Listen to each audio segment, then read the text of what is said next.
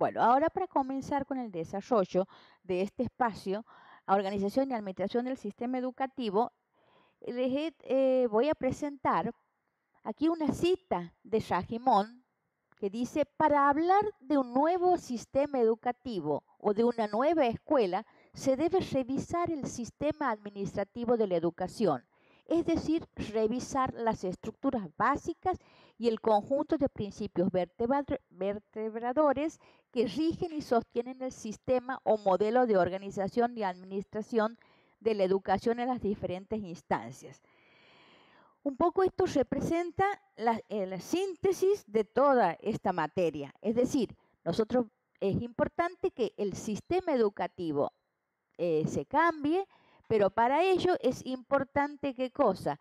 Que cambiar los sistemas y modelos tanto de organización como de administración en todos los estamentos del sistema educativo. Bueno, ahora nosotros vamos a abordar el tema de la administración. Por supuesto que el tema de la administración es un tema complejo, pero a la vez común, porque en todas las instituciones se administra, es decir, constituye una actividad de la vida social. Entonces, justamente a través del tiempo se ha constituido la administración como una disciplina científica en el siglo XX. Y el objeto de estudio es justamente las organizaciones y pertenece también a una rama de las ciencias de la educación. Pero, justamente, ¿cómo se define la administración o qué es la administración educativa? Y aquí justamente Ugalde dice, proceso que en su relación comporta varias acciones coherentes y ejecutadas para obtener del sistema educativo el máximo rendimiento posible. Es decir, que aquí vemos, por una parte, vemos que se refiere a la coordinación de todas las acciones, es decir, que están involucrados los actores institucionales, los recursos materiales y, consecuentemente, las actividades. En eso consiste precisamente la administración. Bueno, ahora a través del tiempo se han dado, disculpen, diferentes concepciones de la administración y muchas veces se lo ha tomado como sinónimo de gestión. En realidad nosotros hace rato hemos dicho que es coordinar acciones entre actores, actividades. Bueno, justamente vamos ahora a diferenciar administración de gestión. Las dos son prácticas, pero la administración es una práctica netamente perteneciente al liderazgo profesional. Es decir, que en este caso, ¿qué sería la administración? Sería cuando el directivo organiza, ¿no es cierto? Organiza todo lo que se debe llevar a cabo dentro de la institución educativa. Pero en esa organización va a compartir la autoridad junto con otros, porque estamos hablando ahora en estos nuevos cambios del liderazgo compartido. También es el directivo el que va a organizar la motivación de los colaboradores y va a tratar de ver cómo va a implicar al personal y cómo va a mediar en los conflictos. Por ejemplo, en el caso de la inclusión educativa, esa temática tan actual, entonces, ¿qué le correspondería a la administración? Le correspondería a que el directivo organice de qué manera se va a enfocar la educación inclusiva. Ahora bien, con respecto a gestión, que también hemos dicho que es una práctica, pero esta se da a través de un colectivo. Es decir, aquí el directivo con el personal a su cargo, con todos los docentes involucrados, va a tratar de guiar y orientar en las acciones que ha seleccionado. Bueno. Después también tenemos aquí las diferentes teorías. A través del tiempo se han dado diferentes teorías de la administración educativa. Y justamente la administración en realidad ha nacido con Taylor y Ford. Bueno, y también dentro de esta línea vamos a verlo a Henry Fayol, que constituyen o conforman lo que se denomina escuela clásica. Tenemos por un lado la escuela de la administración científica integrada por Taylor y Ford, que tratan de aplicar la estructura de las fábricas, a la organización escolar. Se ha tomado justamente de los conceptos de Taylor y Ford para llevarlos al ámbito educativo. Y después tenemos la teoría del proceso administrativo, cuyo representante es Fayol, que también sigue la misma línea de Ford, de Taylor. En cuanto consideran a la estructura, es decir, la estructura sería la distribución de los papeles, el cumplimiento de las reglas. Entonces, ¿cómo aparecen en la institución educativa estos postulados de esta administración clásica? La dirección es designada jerárquicamente, centraliza las decisiones, o sea, estamos hablando de una estructura piramidal, vertical. Los docentes se dedican a enseñar, esa es su función, su rol, y también de control, de que los alumnos aprendan. Y el alumno debe aprender como que tiene su obligación y cumplir con sus deberes. Y la comunicación en toda la organización escolar es vertical. Por eso aquí hemos dicho que es un sistema piramidal y jerárquico de autoridades. Después tenemos, dentro del abordaje moderno, tenemos las escuelas de las relaciones humanas. Y aquí se destaca Jorge Mayo. Jorge Mayo, si bien es cierto, considera a la estructura, o sea, los papeles, los roles que cumplen y las normativas que hay dentro de una organización, pone énfasis en que dentro de una organización existen interacciones entre los seres humanos. Entonces, por supuesto que es importante la motivación para justamente para que todos los obreros en este caso, porque surgió esta investigación en una fábrica, entonces descubrió que se llevaban a cabo interacciones entre los trabajadores. En consecuencia es importante que se motive al personal a trabajar. Después tenemos otra corriente, otra escuela, pero ya dentro del funcional estructuralismo tenemos la teoría de los sistemas, la teoría sociológica. Dentro de la teoría general de sistemas tenemos a Bertrand Leifi, Katz y Kahn, que sostienen ellos que todas las organizaciones tienen un intercambio permanente con el exterior. Es decir, son permeables a los cambios que ocurren en el entorno, en este caso, por ejemplo, de la escuela. O sea, todo lo que ocurre fuera de la escuela impacta dentro de la misma organización educativa en este caso.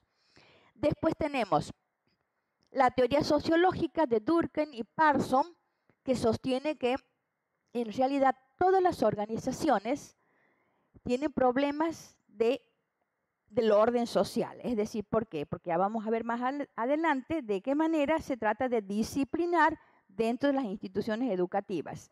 Entonces, trata de controlar la disciplina de todos los actores institucionales. Por eso hablamos de control y disciplinamiento. Por supuesto que estamos refiriendo a un paradigma totalmente positivista.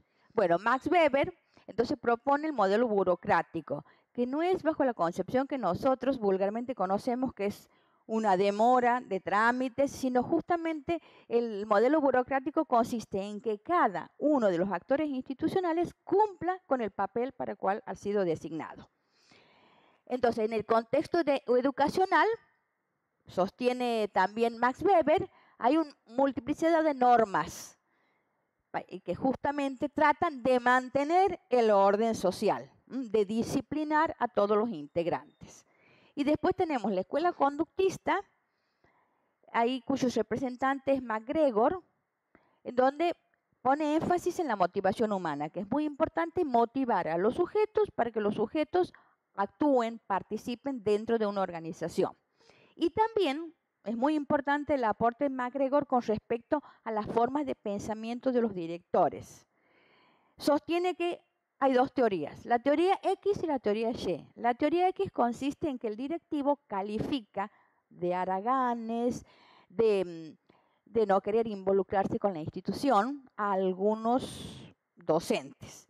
En cambio, la teoría Y considera al docente que está dispuesto a participar, a colaborar con la escuela, a involucrarse, justamente a dar sus aportes. Bueno, y después tenemos también el desarrollo organizacional, que tiene su origen justamente en la teoría del comportamiento humano, la dinámica grupal y la conducta dentro de la organización. Esas son las palabras ejes, digamos. Entonces, aquí del desarrollo organizacional, la organización es tomado como un sistema, es decir, todos los integrantes de la institución o los componentes se interactúan entre sí, se vinculan entre sí. Y aquí tenemos dos conceptos que introduce esta corriente de desarrollo institucional, organizacional, que es cultura y cambio. O sea, se reconoce que dentro de una organización los sujetos generan una cultura propia de esa organización. Y después también tenemos que existen una variedad de técnicas justamente para promover el perfeccionamiento, capacitación de los diferentes equipos de docentes. Se trata el conflicto, como dentro de lo que denominamos cultura, el conflicto entre los actores institucionales. Generalmente nosotros en toda organización escuela encontramos grupos divididos. Unos, por ejemplo, que están a favor del directivo, otros que están en contra del directivo. Entonces siempre se generan conflictos entre ambos grupos, por ejemplo. Después tenemos, también es importante dentro de este enfoque de desarrollo organizacional, el suministro de información, es decir, que la información tiene que circular dentro de la organización para una mejor desarrollo de sus tareas. Después tenemos el enfoque de contingencia o situacional, que justamente lo tomamos a Chavenato, que sostiene que los cambios del entorno modifican las prácticas de la organización. Y ustedes habrán visto que hay muchas prácticas que en sus épocas no se realizaban, pero ahora, por ejemplo, se realizan. ¿Por qué? Porque se han producido cambios dentro del entorno y justamente han ingresado en la institución educativa. Por ejemplo, el caso de abusos, que el docente detecta a niños abusados, o sea, lo que ocurre adentro en la escuela se refleja. Entonces nosotros tenemos que ver cómo vamos a actuar. Por eso dice enfoque, contingencia o situacional. Tenemos que adecuarnos a las situaciones que se nos presentan día a día. Después tenemos las organizaciones. Eso lleva a que, si nosotros consideramos estas problemáticas que ingresan a la institución educativa, tenemos que organizar la escuela de otra manera. No deben ser estructuras cerradas, sino flexibles, abiertas, que pueden modificarse de acuerdo a las necesidades de la organización. Y después tenemos énfasis en la motivación y liderazgo. También este enfoque de contingencias, justamente como ya se viene planteando anteriormente las otras corrientes, es muy importante, ¿no es cierto?, motivar a los docentes, a todos los actores institucionales, pero también es importante que esa motivación surja desde el liderazgo. ¿Cuáles son las variables que inciden justamente en este enfoque? Consideran la estructura y la conducta. Es decir, la estructura sería el ambiente externo. Y la tecnología sería el aspecto interno. O sea, tenemos aquí que la estructura, ¿no es cierto? Y de qué manera nosotros nos vamos a comportar frente a las exigencias. Por ejemplo, de la tecnología, de qué manera se va a organizar la escuela para el empleo de las tecnologías. Después también tenemos el abordaje crítico. O sea, todo correspondía al abordaje moderno. Ahora vemos el abordaje crítico. Y aquí, por supuesto, se vincula con la teoría crítica. Y aquí tenemos teoría crítica ideológica, cuyo representante es Marx. Entonces, ¿aquí qué se postula?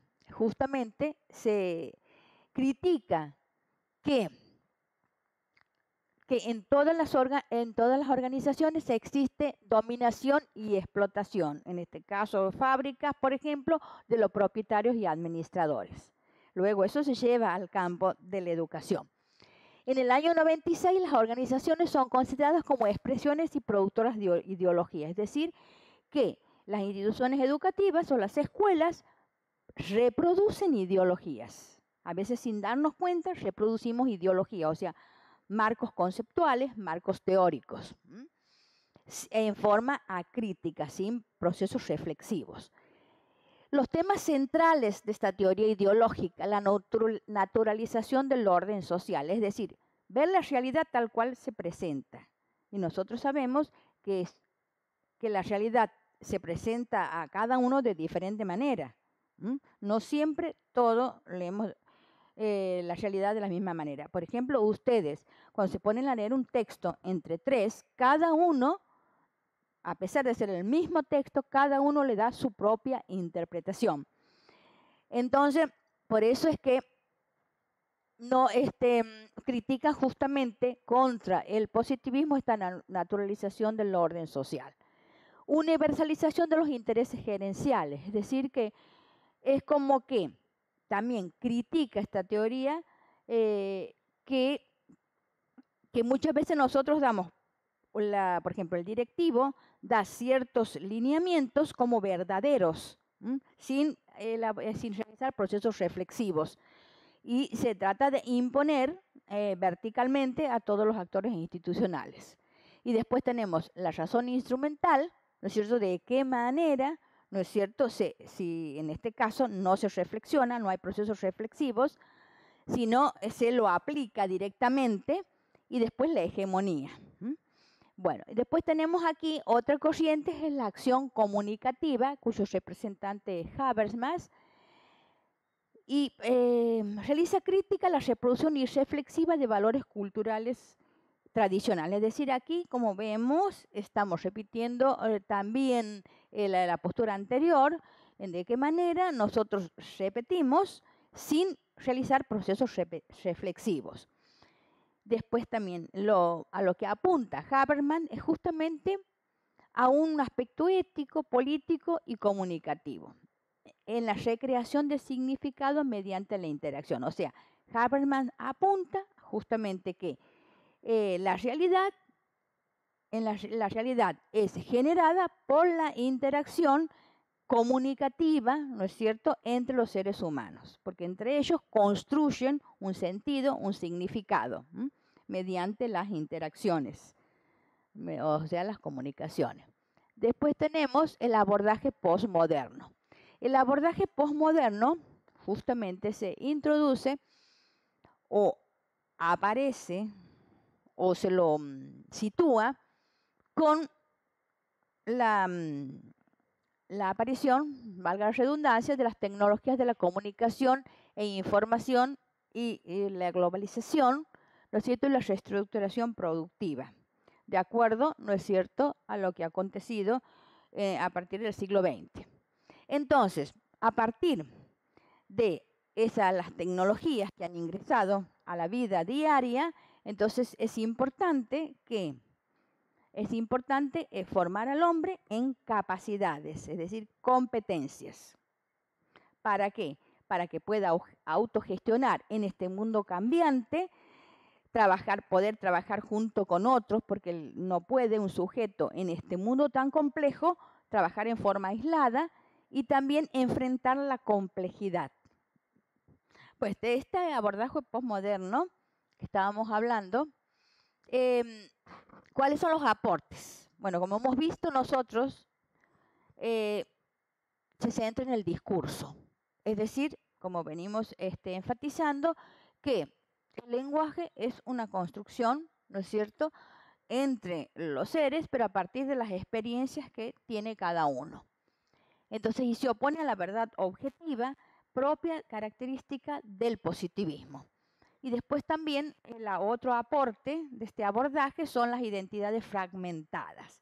Es decir, que las organizaciones, como en el caso de las escuelas, son constituidas y por sujetos, pero a su vez esas organizaciones constituyen a los sujetos. Más adelante vamos a ver cómo se da esa interacción entre las organizaciones constituidas y sus constituyentes. Entonces, ellos se oponen también a una de las características del paradigma positivista, la autonomía y autodeterminación individual. O sea, nosotros siempre estamos interactuando junto con otros e intercambiamos significados, construimos significados, y entonces por eso es que entre todos construimos la realidad social. Después tenemos crítica a la filosofía de la presencia. Dice, el material del mundo, eso es justamente lo que sostiene, el material del mundo solamente deviene un objeto a partir de ¿qué? De la relación que establece el sujeto con el objeto. Entonces, y se opone a la función primaria del lenguaje, que es representar al mundo. O sea, solo cuando hay una vinculación, una interacción del sujeto con el objeto, realmente, ¿no es cierto?, se genera el objeto. Bueno, después también tenemos la administración educativa. Ahora vamos a ver de qué manera se da. Nosotros hace rato hemos visto todos los marcos teóricos, ¿no es cierto?, a través del abordaje moderno, del crítico y del posmoderno. Y ahora vamos a ver la administración educativa, cómo se presenta en los diferentes niveles del sistema. A nivel macro o nivel central, es decir, que corresponde al Ministerio de Educación de la Nación.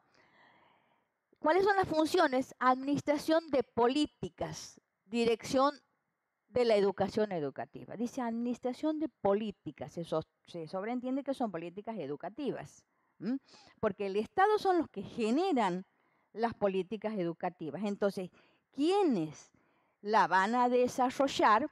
Justamente a partir del Ministerio de Educación de la Nación, y va a bajar línea a los otros niveles del sistema. Entonces, dentro de este nivel macro central que corresponde al Ministerio de Educación, tenemos los funcionarios del Ministerio de Educación nacionales y provinciales. Después tenemos el meso o intermedio, que sería el otro nivel, que corresponde a las jurisdicciones, Ministerios de Educación de la provincia, que son los que justamente ejecutan estas líneas de acción que bajan desde la política educativa. Ejecutan planes y programas de estudio de las políticas educativas acordes, por supuesto, las van a adecuar de acuerdo a su realidad. Entonces, ¿a quién les corresponde esto? Justamente a los directores de nivel y los supervisores. Directores de nivel, ¿no? Y ahí los supervisores. Después, en el otro nivel siguiente, que sería el micro local, tenemos que correspondería a las instituciones educativas, que aplican, dice, a la realidad educativa las políticas de la administración educativa. Ustedes aquí comienzan a desarrollar, ponen en práctica, ¿no es cierto?, esas políticas, en acción esas políticas educativas. Y eso le corresponde a todos los actores institucionales de la escuela, directores, docentes, personal administrativo, alumnos, comunidad, familia. Entonces nosotros aquí vemos de qué manera la administración educativa, ¿no es cierto?, tiene niveles, del nivel macro al nivel micro. Y de qué manera la administración educativa va desarrollando las políticas educativas que se han generado, ¿no es cierto?, y van desarrollándose en los distintos niveles del sistema. Ahora tenemos los retos. Ahora, nosotros hace rato hemos visto, bueno, todo el abordaje de las diferentes teorías, hemos visto cómo se da, ¿no es cierto?, los distintos niveles de concreción de las políticas educativas, y ahora vamos a ver los retos de la educación argentina para el siglo XXI. ¿Cuáles son los retos ¿no es cierto?, que nos exige este siglo a las escuelas. Dice, universal la cobertura en educación inicial, primaria y secundaria. Ustedes han visto que se han ido creando jardines de infante, por ejemplo, hace 3 años que vienen aumentando el número de jardines de infante, porque se sostiene que para corto plazo se debe estar educada toda la población dentro de edad escolar. Deben concurrir todos a la escuela, se deben escolarizar. Por eso también las distintas políticas socioeducativas, como el Plan FINES, por ejemplo, bueno, todos apuntan justamente a la población escolarizada. Y después también tenemos otro tema, otro reto, digamos, para las escuelas es la inclusión educativa. Es decir, ¿a qué nos referimos con inclusión educativa? A que nosotros concebimos que las clases son totalmente heterogéneas y cada alumno tiene su propio ritmo de aprendizaje. Algunos más lentos, otros más rápidos, otros porque están estimulados, otros no están muy estimulados. Bueno, entonces, ¿qué tenemos que hacer justamente nosotros? Considerar justamente esa diversidad de alumnos que tenemos en nuestra clase. Después dice también, cerrar las brechas del conocimiento entre zona rural y urbana y entre educación privada y pública. Es decir, aquí no podemos hablar en estos tiempos ya de que la escuela de zona rural enseña mejor que la de zona urbana, por ejemplo, o tiene una educación más deficiente. Porque muchas veces nosotros, dentro también de la escuela urbana suele ocurrir que hay unas escuelas con mayor prestigio que otras. Entonces se sostiene que algunas dan mejor educación que otras. Entonces aquí no, todos justamente debemos achicar esa brecha, de manera que todos logremos la calidad educativa. Después, mejorar la calidad de la educación, pero ¿desde qué enfoque? Justamente de la perspectiva humanista. Es decir, centrar en el ser humano, en el hombre, en el sujeto. Después también tenemos aquí, dentro de la perspectiva humana, entonces, ¿qué implica considerar esta perspectiva humana? Implica justamente formar un hombre crítico que posea conocimientos suficientes, pero para seguir generando conocimientos, convivir en armonía, estar junto con otros, ¿no es cierto? También habilidad para incorporarse al mundo del trabajo, ser reflexivos, capacidad para aplicar las nuevas tecnologías, aprender a adaptarse a los cambios rápidos, a los tiempos estos que realmente nos exigen. En definitiva es aprender a aprender, a aprender a hacer y a aprender a emprender.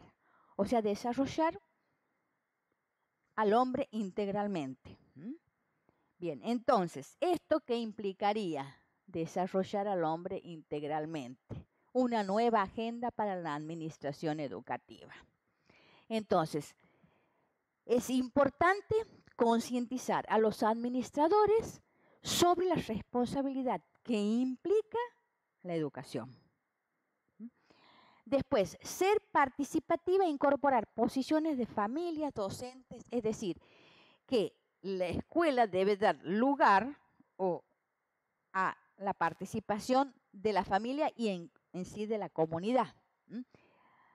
Por ejemplo, también muchas veces elaboramos proyectos con otras instituciones. Bueno, eso es muy importante para que justamente, ¿no es cierto?, realice intercambios con el entorno. Después tenemos reestructurar las organizaciones a partir de las nuevas formas de relacionarse. Nosotros aquí nos estamos refiriendo hace rato a un trabajo en redes con otras instituciones. Entonces, es importante que las estructuras sean flexibles dentro de la organización escuela para que pueda ir modificándose de acuerdo a las necesidades y requerimientos del entorno. Después también instalar procesos de aprendizaje para cambiar modelos mentales, es decir, pasar de una estructura rígida de pensamiento a una flexible que pueda generar conocimientos a través de ¿qué? De la investigación. También realizar procesos reflexivos sobre las propias prácticas, tanto del directivo como de todos los actores institucionales. Después, formación en valores. Es muy importante volver a la formación en valores. ¿De qué manera va a abordar esa escuela, no es cierto?, la formación en valores? También garantiza la formación integral. Es decir, ¿por qué? Porque la escuela no solo, o sea, la escuela educa, ¿no es cierto? Y en esta educación implica instruir, ¿no es cierto?, y formar. Instruir, ¿qué quiere decir? Distribuir los conocimientos culturales, los contenidos culturales de su región. Y después también, y transformación en todo el sistema educativo, es decir, pasar de una estructura jerárquica piramidal, ¿no es cierto?, en donde predomina la norma, ¿no es cierto?, a otra organización más flexible, que trabaje en red, con toda una articulación, trabaja en red, toda una articulación vertical, es decir, un modelo postburocrático. Ahora pasamos a la segunda parte, o sea, la organización, que nosotros hemos dicho, hemos presentado la organización como el objeto de estudio de la administración. Bueno, entonces la organización, ¿qué es la organización? Aquí está una definida por Cantón. Dice, la organización escolar estudia integralmente todos los aspectos concernientes a los centros educativos, es decir, a las escuelas, considerando sus múltiples dimensiones educativas, de mecanismos de control y poder social, en sus posibilidades de intervención y en sus necesidades de mejora. En síntesis, ¿qué quiere decir esto? Justamente que la escuela, ¿no es cierto?, está conformada por contenidos personales, formales y funcionales, auxiliares, complementarios y materiales. ¿Cuáles serían los contenidos personales? Serían los actores institucionales, que implican las subjetividades. Los formales sería toda la estructura, órganos de gobierno, el PEI, el proyecto de gestión, reglamento y organización de funcionamiento también, la memoria anual, toda la documentación, la evaluación, etc. En cuanto hace a la estructura. Y funcionales en cuanto a la manera de organizar, cómo se van a organizar los espacios, los tiempos, tanto en la escuela en general como en el aula. Después, con respecto a la participación, a la cultura y el clima, que está vinculado también con la subjetividad. Y después tenemos los aspectos auxiliares y complementarios, que incluirían todas las actividades extraescolares que se hacen, por ejemplo, fuera del horario de clase, los servicios de apoyo externos. Si nosotros, por ejemplo, solicitamos también una consulta, por ejemplo, a una psicóloga, traemos a la escuela una psicóloga, ese sería servicios de apoyos externos, que muchas veces, aunque no sea formalmente establecido, pero los actores institucionales, por sus propias necesidades, recurren a profesionales. Bueno, después relaciones con la comunidad, también está involucrado dentro de la organización escolar, y los aspectos materiales, que serían la infraestructura, ¿no es cierto?, todo el edificio con los recursos materiales.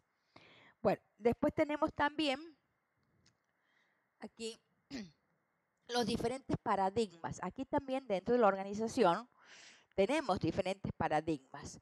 El primer paradigma es técnico-eficientista, pero justamente vamos a abordar estos paradigmas que son actuales, de tendencias actuales. Este paradigma técnico-eficientista propone la escuela de excelencia o calidad total. Es decir, que la escuela debe brindar, ¿no es cierto?, educación de calidad. Después también en donde estén implicados todos los actores institucionales. O sea, todos los actores institucionales deben tener como objetivo la calidad de la educación de esa institución educativa. Después tenemos escuelas aceleradas, que se refiere justamente a las escuelas justamente para las personas marginales, de barrios marginales, en donde se debe propiciar una educación con altas expectativas. Después también las aulas inteligentes, que es muy importante aquí el manejo de las tecnologías. Y también la lectura, la escritura, la creatividad. Después también las aulas virtuales, por supuesto, el uso de las redes, de la comunicación en redes, para justamente como elemento o instrumento, técnicas que nos sirvan para la educación. Después tenemos el paradigma fenomenológico. Dentro de los nuevos paradigmas de la organización, tenemos las organizaciones que aprenden y que correspondería a los postulados de Peter Senge, en donde dice que todos podemos aprender entre todos y entrar en un pensamiento en conjunto para lograr los objetivos establecidos. Después también tenemos la inteligencia emocional, que pertenece a Goleman. Goleman habla, ¿no es cierto?, de tomar conciencia sobre uno mismo, a aprender a manejar el estrés, o sea, controlarse, asumir responsabilidades y también ponerse en el lugar del otro, es decir, comprender lo que siente, que piense el otro, para realmente llegar a un pensamiento en conjunto, como sostiene Peter Senge, ¿no? Por eso es importante desarrollar los sentimientos. Después tenemos también las escuelas inclusivas. Aquí justamente se hace referencia a considerar, como ya hemos visto hace rato, a la clase como heterogénea, o sea, considerar la diversidad de puntos de partida, la diversidad de ritmos de aprendizaje. Bien, y también aquí se propicia los agrupamientos flexibles, o sea, se han hecho muchas experiencias anteriormente en donde se va agrupando a los alumnos y a medida que van superando los distintos, digamos, competencias, se van trasladando de un grupo a otro. Después tenemos las escuelas totales, es decir, que el objetivo es educar, que la escuela debe educar para la vida, teniendo en cuenta todas las necesidades familiares, individuales y familiares. Después las escuelas versátiles, justamente las escuelas versátiles son aquellas que se van organizando de acuerdo a las necesidades de la comunidad o de las exigencias o por las exigencias del entorno. No tienen estructura rígida, sino flexible, que se van modificando de acuerdo a las necesidades. Por ejemplo, muchas veces, es un ejemplo, muchas veces nosotros no únicamente le damos la clase dentro del aula, pero a veces si nosotros queremos sacar a los chicos al patio para que los docentes desplieguen sus prácticas, muchas veces nosotros, por la reglamentación o por nuestros propios temores, impedimos que se desarrolle fuera de las cuatro paredes del aula. Entonces, justamente estas escuelas versátiles propician justamente esa flexibilidad. Ese sería un ejemplo. Bueno, después tenemos el paradigma sociocrítico, que se refiere justamente al enfoque de la micropolítica dentro de la organización. ¿Y qué implica ese enfoque de la micropolítica? Significa considerar justamente todos los aspectos que no aparecen a simple vista, que se da justamente por la interacción entre los sujetos, como por ejemplo las tensiones entre los grupos, que cada persona tiene intereses diferentes. Hay que dentro de la institución siempre existen luchas por el poder, es decir, lucha por el poder, es decir, por instalar su propia manera de pensar, de sentir. Riesgo los docentes en su desempeño, también los docentes ahora, por ejemplo, más que nunca, tienen miedo, ¿no es cierto?, muchas veces a realizar prácticas por las denuncias que pueden proceder de los padres o de la sociedad en general. Bueno, después también tenemos aquí, entonces nosotros estamos hablando de la organización escuela. ¿Y qué es la escuela? Bueno, justamente la escuela es una institución de educación sistemática que trata, ¿no es cierto?, a través de la planificación ordenada, organizada, de distribuir los contenidos culturales que han sido seleccionados para dar a conocer a los miembros de esa sociedad y puedan integrarse a esa sociedad. Bueno, esto no solo serían los conocimientos, el aspecto cognitivo, sino también las destrezas, las habilidades, las emociones, los sentimientos. Y por supuesto, los valores. Una nueva escuela que nos solicita la sociedad actual, entonces se caracteriza ¿por qué? Porque tiene la función de la guarda y custodia de los alumnos. O sea, eso es una nueva función que está asumiendo en nuestros nuevos tiempos. La instrucción, ¿de qué manera va a distribuir esos conocimientos? Después, la formación, formar integralmente a la persona en valores. La socialización, ¿de qué manera debemos formar en la socialización a los alumnos? Porque el alumno debe socializarse porque tiene que integrarse a grupos dentro de la sociedad. Acreditación y legitimación de conocimientos. Nos exige que las escuelas acrediten los saberes. Desarrollo del aprendizaje como organización. Es decir, que como los postulados de Pistensenge, que decía que la organización entra en un pensamiento en conjunto.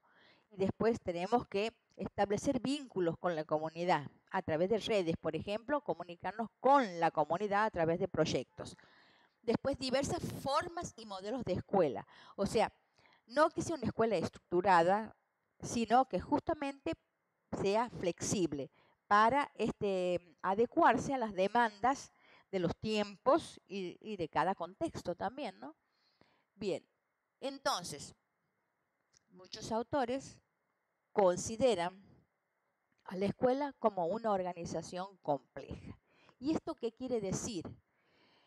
Se reconoce una estructura formal y una estructura informal. De la vinculación entre la estructura formal con la informal se generaría la cultura institucional organizativa propia de cada escuela. Vamos a especificar más. Dentro de la formal, ¿qué implicaría lo formal? Lo formal implicaría las normativas, todas las reglamentaciones. Por ejemplo, nosotros tenemos estatutos del docente, ese sería el aspecto formal. Tenemos un reglamento de escuelas, sería el aspecto formal. Esa sería la estructura, ¿no es cierto?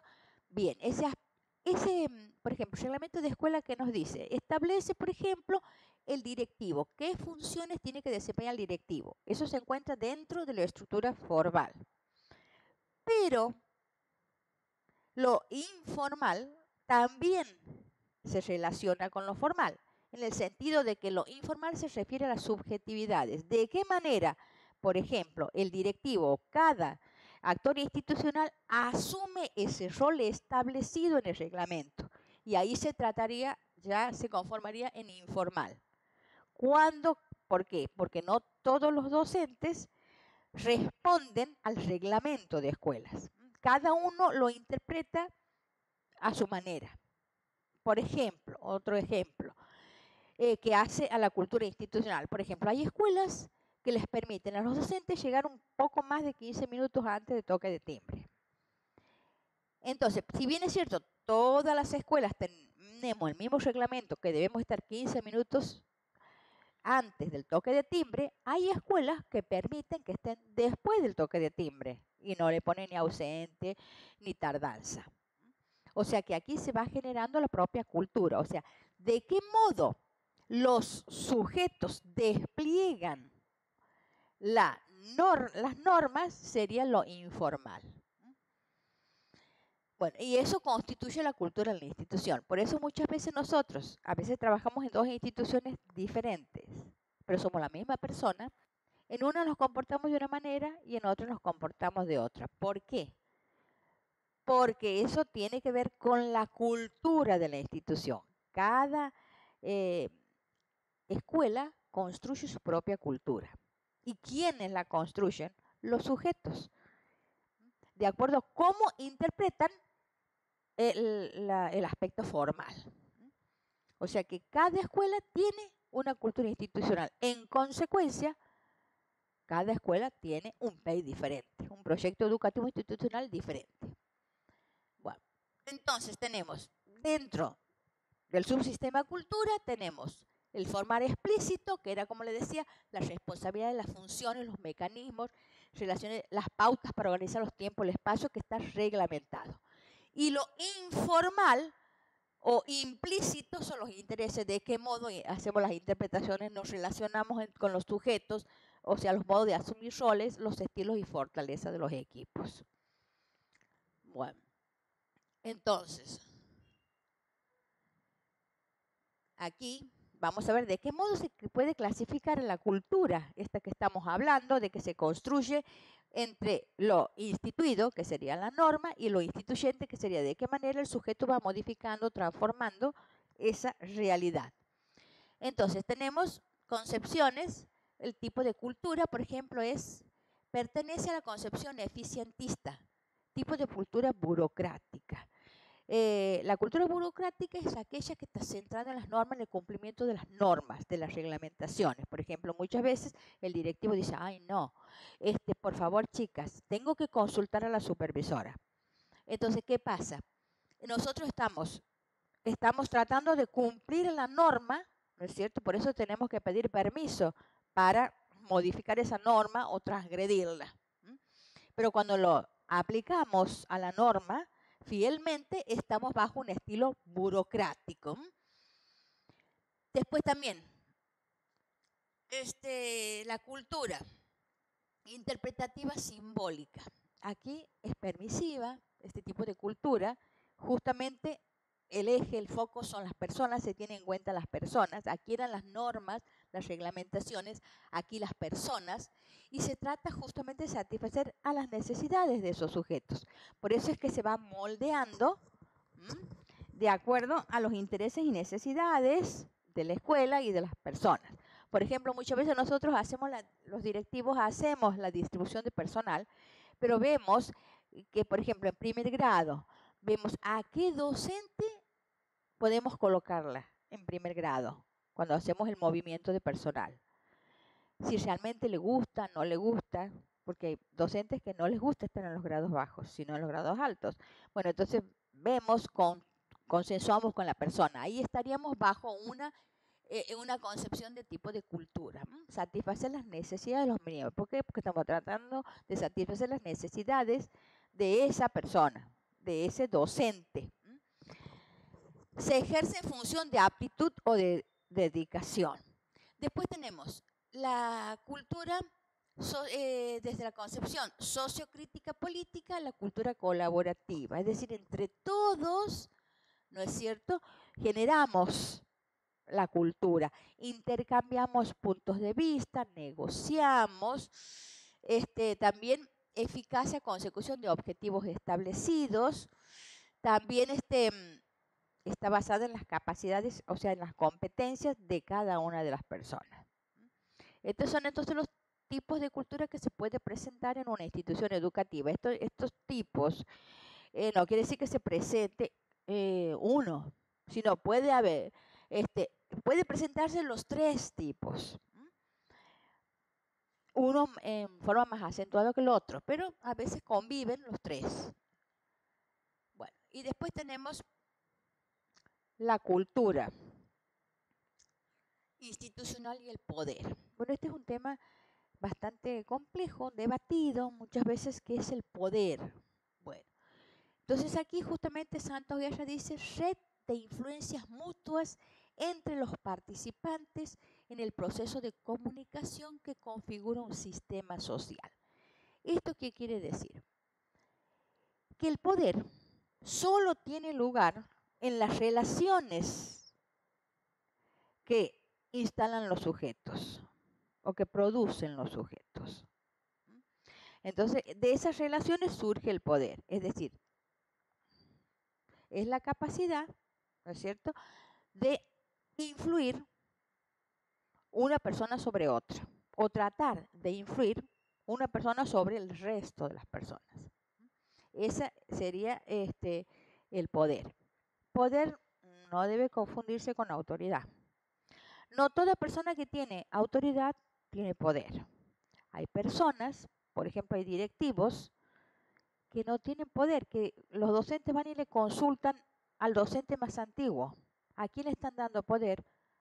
Al docente más antiguo. ¿Por qué? Porque el poder se confiere en función de qué, de reconocimientos que se hace a la persona. Y aquí tenemos los aportes de Bourdieu. Él habla, ¿no es cierto?, del capital económico, del capital cultural, del capital simbólico. Y en función de esos capitales, la gente otorga o no poder. Por ejemplo, capital simbólico, ¿cuál sería? Cuando nosotros en este caso, en este ejemplo que les he dado, les reconoce a la de mayor antigüedad que sabe y conoce, o estamos reconociendo un capital cultural. Y también ahí va un simbólico. Bueno, o sea que puede una persona, nosotros conferimos a una persona el poder. La persona no puede imponer el poder, porque muchas veces nosotros como directivos hemos pasado, por ejemplo, a notificar a todos los docentes que tal día tiene que presentar las clasificaciones de los alumnos. Llega ese día y solo uno docente cumple, entonces el directivo no tiene poder. Él tiene autoridad. Por eso le decía hace rato, no confundamos autoridad con poder. ¿Quién tiene autoridad? Y bueno, la persona que tiene autoridad es el directivo, que él es el responsable de la institución porque ha asumido el cargo como directivo en base a concursos, ¿no es cierto?, un listado de orden de méritos, pero no porque tenga suficiente poder, sino el poder se lo debe ganar, le debe ser adscrito por los docentes, por ejemplo. Bueno, aquí el que se refiere justamente al tema del poder, uno de los autores es Michel Foucault. Michel Foucault justamente habla del poder. Dice, la esencia del poder es el discurso, con el que el propio poder se legitima a sí mismo. O sea, es el discurso, o sea, lo da el discurso. ¿Por qué? Porque nosotros mediante el discurso podemos hacer que acepten nuestras ideas o que no las acepten. Ahora bien, ese discurso, por supuesto, tiene un trasfondo de formación.